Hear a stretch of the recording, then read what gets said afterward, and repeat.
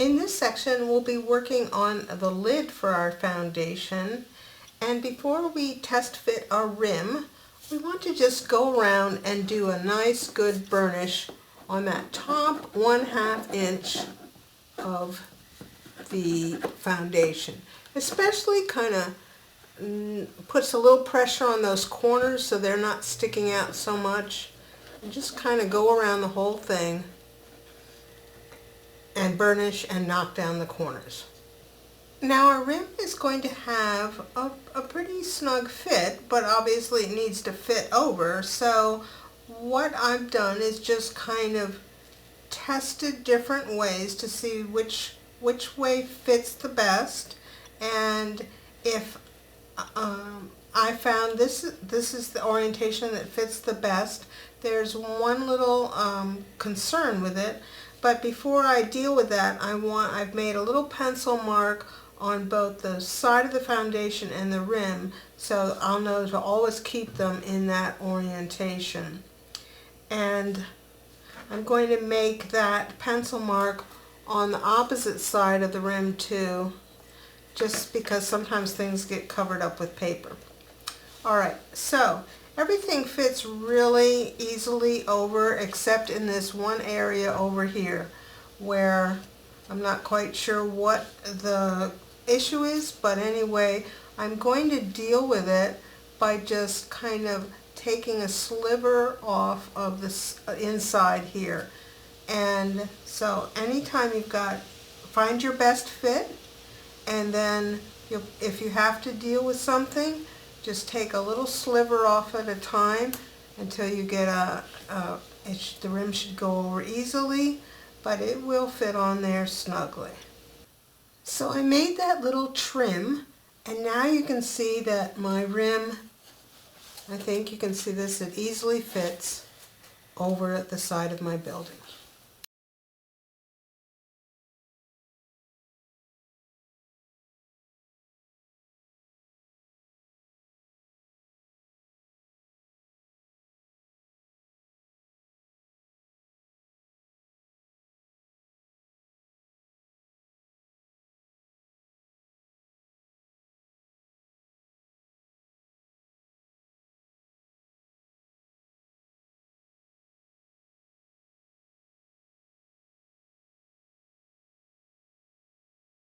And we have in our cutting guide that we need 8 strips of 3/8 inch wide by 12 inches long. Now make sure when you cut this that this is the stiff direction so that these aren't going to bend very easily.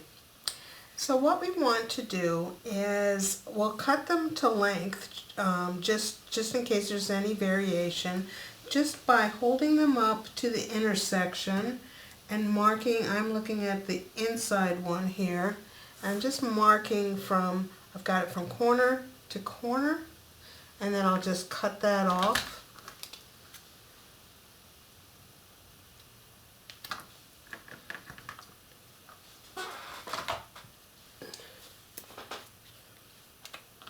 And then I'm just going to use a bead of glue to hold that in place.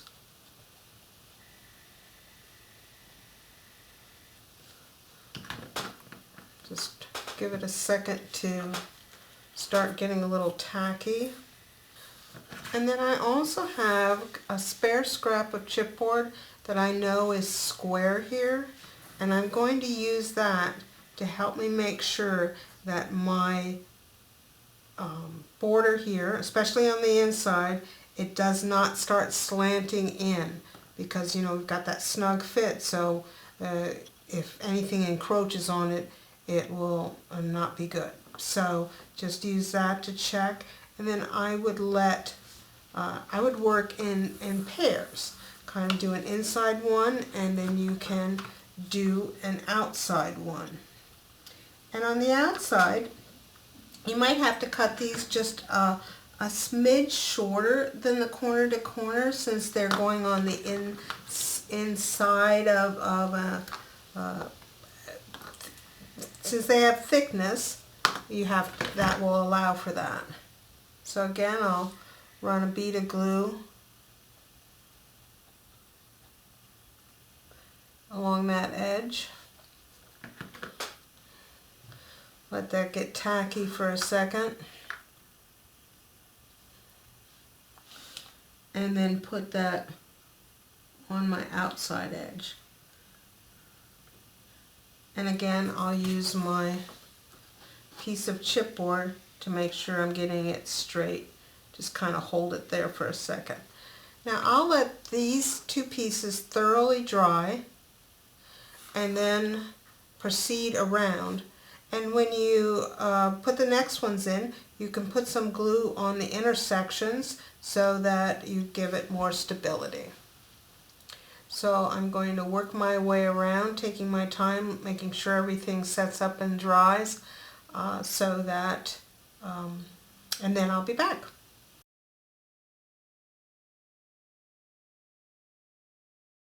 Now I have all of my inside and outside edge pieces attached here. And before we put the lid on, a couple of things. Number one, let's bring in our foundation and just make sure that it still slips easily over. And remember to line up your dots. And mine is fine. If it didn't, probably what happened was that you don't have something straight, so you could just break the glue seal on wherever it's hanging up and get that straightened out. But this one is good, so we're ready to move on. And the second thing we want to do is cut a piece of pattern paper the shape of our lid. So I'm just going to put some temporary adhesive down and put my pattern paper on and then cut out the shape. Now make a dot or something, because just in case you don't have this perfectly symmetrical, you'll know which way it goes back on. So I'll get that paper cut and then I'll be back. So now we can attach our lid to our built up rim here, and we'll just use some wet glue along the top edges of those rim pieces. Lay this down, and then I would say once you've got it on there, stuck down, just put it upside down to dry. That'll put a little pressure on it. So just run the beads of glue around these edges, and then once the lid is on there, allow that to dry thoroughly.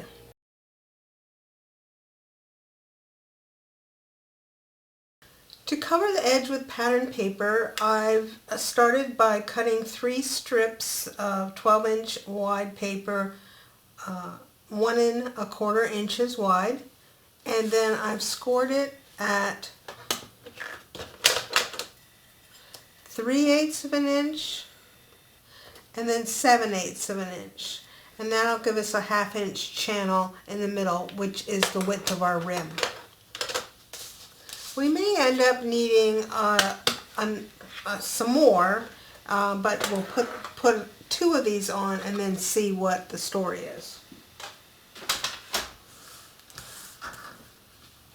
So I've prepped with score tape on the back. I put 1/4 inch on the 2 tabs and 3/8 down the middle, and I'll just give that a good burnish. And then I'm going to just start partially along one of the sides here and remove the score tape backing from the center only and work my way around. So the tape backing is coming off from the center only, and I can use those folds to help me keep it straight as I go around.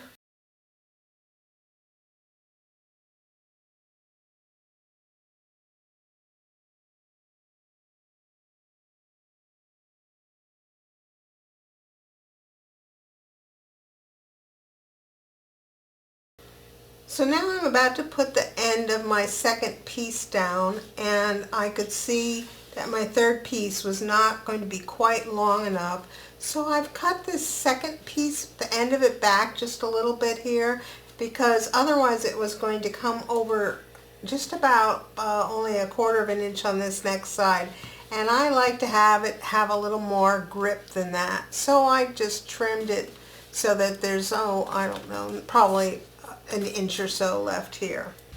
So now that I have the paper on the rim, I've gone around with my thumbnail and just put a little crease in each corner, right where I can see the corner of the lid. And that will help me make the little miter cuts to put the paper down a little bit more easy. So I'll just come in here with my scissors and aim towards that corner. And you can put one side down first, and then you'll be able to see where that miter needs to come so that you won't have any overlap there. And so I'll proceed around both the bottom edge and the top edge to get the edges wrapped. So I have the paper all wrapped, and I have it just sitting up here on top of the foundation now. And I did ink the edges, so if you're into inking, you'll want to do that. And then we're ready to put our paper on the lid that we cut out before. And I used 1/2 inch along the edge because our fence or railing is going to attach near that edge, and so we want to have a good 1/2 inch around the edge. And then you can see that I have what I like to call abundant score tape here in the center. That's because the building is going to get attached to this paper, so we want to make sure that the paper is firmly attached to the lid. So I'm ready to attach this. Just keep it centered. I'll just take off one strip and make sure it's centered, and then take off the rest of the backing to complete it. And remember to align your dots and check that you've got it on and fitting the way you want it to. So I'll get that done.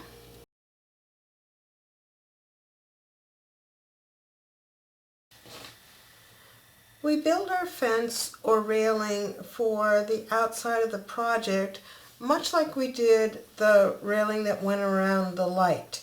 I have a 1/4 inch wide strips, and I have cut 7 that are 4 3/8, and I've cut 2 that are 1 1/8 inch. And then I just have white cardstock because my fence is white, and it is 1/2 inch wide, and I've lined it up flush with the bottom of my strips, and I'm just joining them all in a row.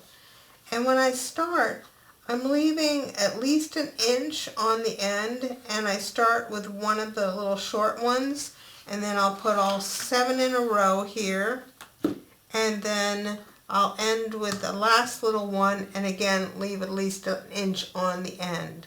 So I'll be back when I have those all put together.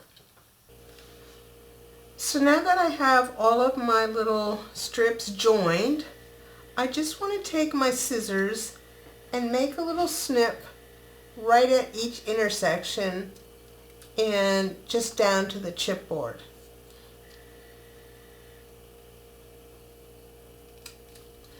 And then we can wrap each one of these sections, with the exception of the little short ones. Just leave that paper alone for now, but then wrap these to the outside on all of the other sections. So I'll do that, and then I'll be back. So now to prep for putting the fence works on, we want to treat our ends, and we actually do want to wrap the little short ends, but I think you can see I've made a cut there. And then what we need is about 1 inch overhang here. So I'm going to cut that back, and then we only need we need a 1/4 inch wide thing to wrap. We're going to wrap back around here eventually. So I'm just trimming off the top part here. I'll do that again down at this end. Leave about 1 inch. And then this thing is kind of unwieldy.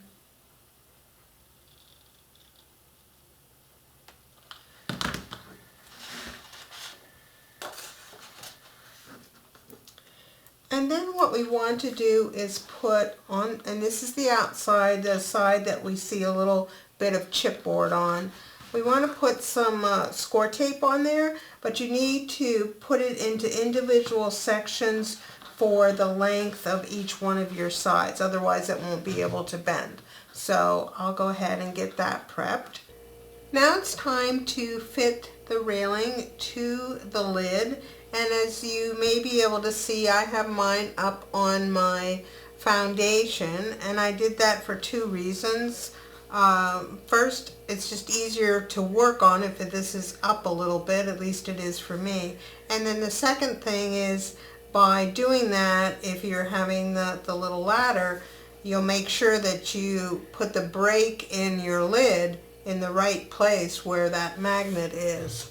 So you can probably see I've got a couple of pieces of low tack tape on here, and what I've done is just temporarily fastened it in two places, because then we can do our glue up in a couple of stages and nothing should shift around. Now it's sized to fit somewhere between a 1/16 and an 1/8 or so away from the edge. You, of course, when you do your dry fit, you'll want to make sure that nothing is going over the edge. And then down here in the front, where the brake is for the ladder, we should have about 1/8 of an inch on each side between where the railing ends and where this top step of the ladder is. So that's what I'm aiming for here. And like I said, I'm going to do my glue up in two stages. I'm going to see where this is going to go and just put a bead of glue underneath it, and then put it down, and then work on my sections going around. So, and then we'll let that dry till it's absolutely bone dry before we continue.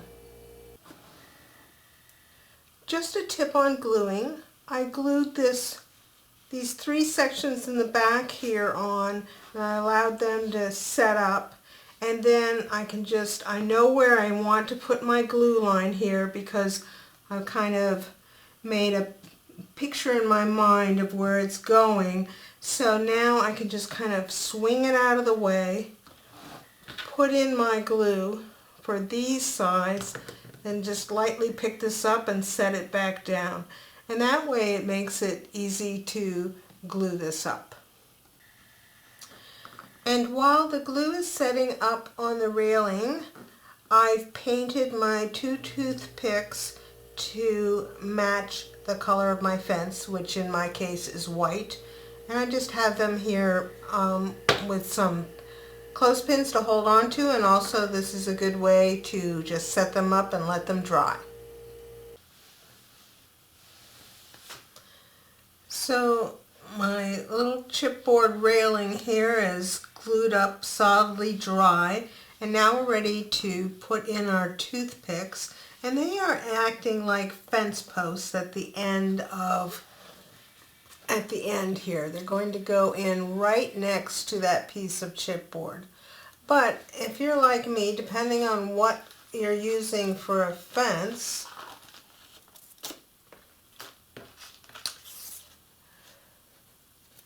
the toothpick may be too long. You can see here that this will be too long once I get my fingers out of the way. So you need to see where you're attaching your fence and trim off your toothpick. Remember, there's chipboard on the bottom here, so it needs to be at least a 1/16 inch shorter than the bottom, not too much shorter than that.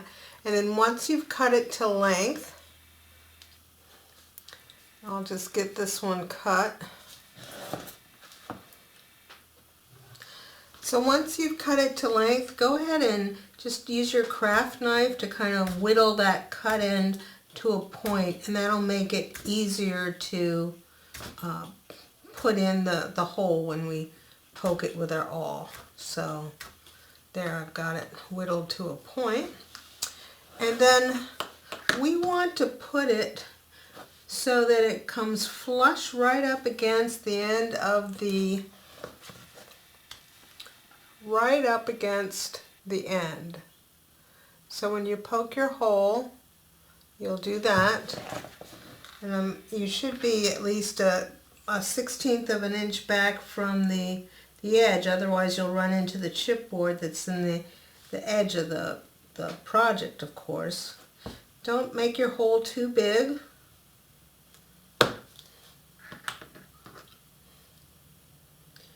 And then you can run a little glue on this edge here, and then we'll also be wrapping this little flap around it. So once you have the posts in, remove the score tape backing and go ahead and wrap these little flaps around, and then make sure that your posts are plumb and square, etc., and let them dry thoroughly. Once your fence posts are dry, go ahead and put some score tape on these two sections where it needs it. And then let's talk about our fence. So I've made enough fence. I've got it in two pieces, and I've got enough to go halfway around each side. Now it's probably a little bit much, but this gives me options. So, and also I did my fence using that same Spellbinders die as I did for the light railing around the deck up there. And so, as you recall, I used 2 layers. And what I've done the same thing here too, but on the ends, on both ends, where I'm going to come into my posts, I haven't glued it together. I think you can see there that it's separate. And what I'm going to do is just kind of notch the back side. Alright, I think you can see there how I've notched the back side. I've just cut off this the little leg down here and come across there. And what that's going to allow me to do when I install the fence down here is that I can put 1/2 of that last fence on the inside and 1/2 on the outside of my post. Now, you could just, if you just have a single layer, you'll just glue it right to the front of this post. That toothpick, if it's the same color as your fence, it will be very unnoticeable. So now I'm going to use glue to do the fence part, and then we can start working our way around, removing the score tape here. And I'm going to attach 2 sides on one side and 3 sides on the other, and then see where I am and look at options. So I'm going to do that, and then one thing as you do it, make sure that you're keeping track of that the fence is not getting bent over, that you make a little crease when you get to the corners here so that your fence stays nice and upright. So I'll get that much installed and then I'll be back. So I've just put a clothespin here to hold this one side up, and this side is glued to here, and I just want to see what's going on in the middle here. And on mine, I'm really close to being right on. In fact, I think I can probably, if I don't stretch this side too tight, I'll be fine. Now, if that isn't the case for yours, you can either live with it, or you could cut a new section of fence and just allow some extra spacing on the 2 sides here, and then I don't think it would be very noticeable. So I'm going to go ahead and complete my fence installation. And then our last step for the fence is to finish off the outside, and I've just cut some 1/4 inch strips just like we did on the light deck, and I'll just wrap them around here at the bottom, going all the way around. So That will complete the railing. And then carefully burnish along the edge there, making sure to support it, and be careful of your fence because it's probably a little fragile.